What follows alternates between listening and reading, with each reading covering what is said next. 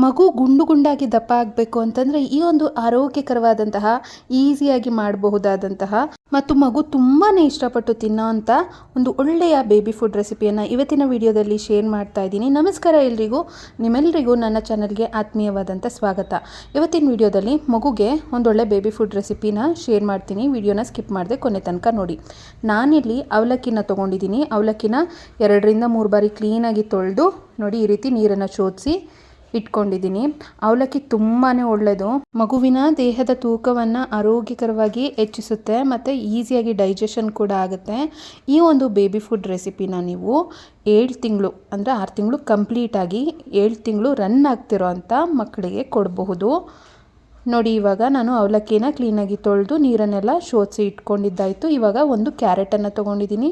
ಅದನ್ನು ಕ್ಲೀನಾಗಿ ತೊಳ್ಕೊಂಡು ಮೇಲಿರೋಂಥ ಸಿಪ್ಪೆನೆಲ್ಲ ತೆಗೆದು ಇವಾಗ ಕ್ಯಾರೆಟನ್ನು ಈ ರೀತಿ ತುರ್ಕೊಂಡು ಇಟ್ಕೊಂಡಿದ್ದೀನಿ.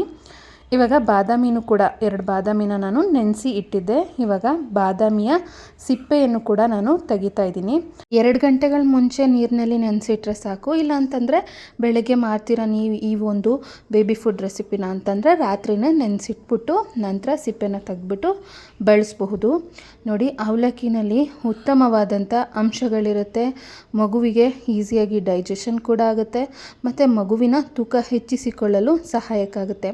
ಅದೇ ಥರ ಇಲ್ಲಿ ಕ್ಯಾರೆಟ್ ಮತ್ತು ಬಾದಾಮಿನ ಬಳಸಿರೋದ್ರಿಂದ ಇದು ಕೂಡ ಅಷ್ಟೇ ಮಗುವಿನ ಆರೋಗ್ಯಕ್ಕೆ, ಸ್ಕಿನ್ನಿಗೆ ಮತ್ತು ತೂಕ ಹೆಚ್ಚಾಗೋದಕ್ಕೆ ಮತ್ತು ಮೆದುಳಿನ ಬೆಳವಣಿಗೆಗೆ ಆರೋಗ್ಯಕರವಾಗಿ ದಪ್ಪ ಆಗೋದಕ್ಕೆ ತುಂಬಾ ಸಹಾಯಕ ಆಗುತ್ತೆ.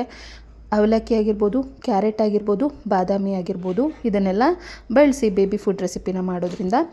ನೋಡಿ, ಈಗ ನಾನು ಅವಲಕ್ಕಿ ನೆನೆಸಿಟ್ಟಿದ್ನಲ್ಲ, ಆ ಅವಲಕ್ಕಿ ಜೊತೆಗೆ ಕ್ಯಾರೆಟ್ ತುರಿ ಮತ್ತು 2 ಬಾದಾಮಿ ಮತ್ತು ಸ್ವಲ್ಪ ನೀರನ್ನು ಹಾಕ್ಕೊಂಡು ನೋಡಿ, ಇವಾಗ ನಾನು ಒಂದು ಚಿಕ್ಕ ಜಾರ್ನಲ್ಲಿ ಇದನ್ನು ಹಾಕ್ಕೊಂಡಿದ್ದೀನಿ, ಬ್ಲೆಂಡರ್ ಜಾರ್ನಲ್ಲಿ.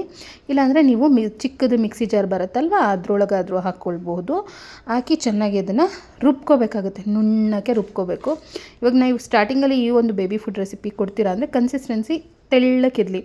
ಏನಾದರೂ ಮಗುಗೆ 1 ವರ್ಷ ಈ ಥರ ಎಲ್ಲ ಆಗಿದೆ ಅಂತಂದರೆ ಕನ್ಸಿಸ್ಟೆನ್ಸಿ ಸ್ವಲ್ಪ ತರಿಯಾಗೇ ಇರಲಿ. ನೋಡಿ, ಇವಾಗ ಇದ್ರ ಜೊತೆಗೆ ಜೀರಿಗೆನೂ ಕೂಡ ಸೇರಿಸ್ಕೋಬೇಕಾಗತ್ತೆ. ನೀವು ಬಾದಾಮಿ, ಕ್ಯಾರೆಟು ಮತ್ತು ಅವಲಕ್ಕಿ ಜೊತೆಗೆ ಡೈರೆಕ್ಟಾಗಿ ಜೀರಿಗೆನ ಹಾಕ್ಬಿಟ್ಟು ಬೇಕಿದ್ರೆ ರುಬ್ಕೋಬೋದು. ನಂತರ ನೋಡಿ, ನಾನು ಸ್ವಲ್ಪ ರುಬ್ಕೊಂಡು ಆಮೇಲೆ ಜೀರಿಗೆನ ಹಾಕಿ ರುಬ್ಕೊಂಡಿದ್ದೀನಿ.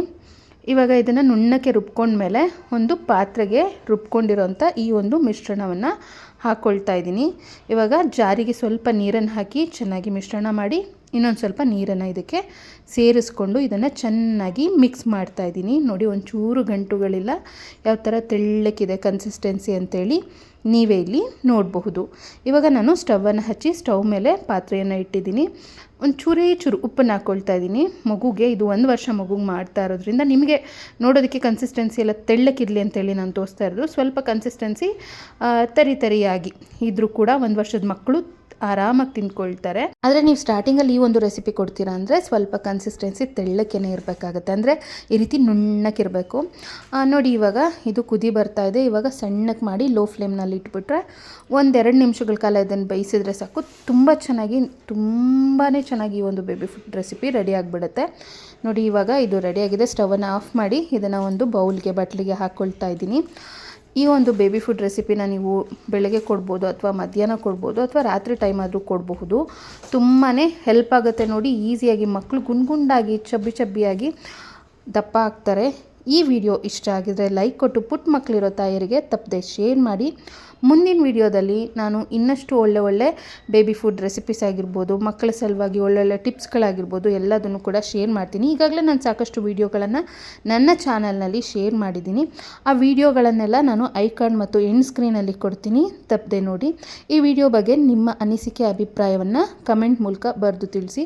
ಬೆಚ್ಚಗಿದ್ದಾಗಲೇ, ಅಂದರೆ ಆರದ ಮೇಲೆ ತಿನ್ನಿಸೋದಕ್ಕಿಂತ ಸ್ವಲ್ಪ ಬೆಚ್ಚಗಾಗಿ ಇದ್ದಾಗಲೇ ಈ ಒಂದು ರೆಸಿಪಿಯನ್ನು ಮಗುವಿಗೆ ತಿನ್ನಿಸಿದ್ರೆ ತುಂಬಾ ಚೆನ್ನಾಗಿರುತ್ತೆ. ರುಚಿಯಂತೂ ಸೂಪರಾಗಿರುತ್ತೆ. ಖಂಡಿತ ಟ್ರೈ ಮಾಡಿ. ಮುಂದಿನ ವಿಡಿಯೋದಲ್ಲಿ ಆದಷ್ಟು ಬೇಗ ಮತ್ತೆ ಬರ್ತೀನಿ. ಎಲ್ರಿಗೂ ಒಳ್ಳೆಯದಾಗಲಿ. Thank you all. ಧನ್ಯವಾದಗಳು.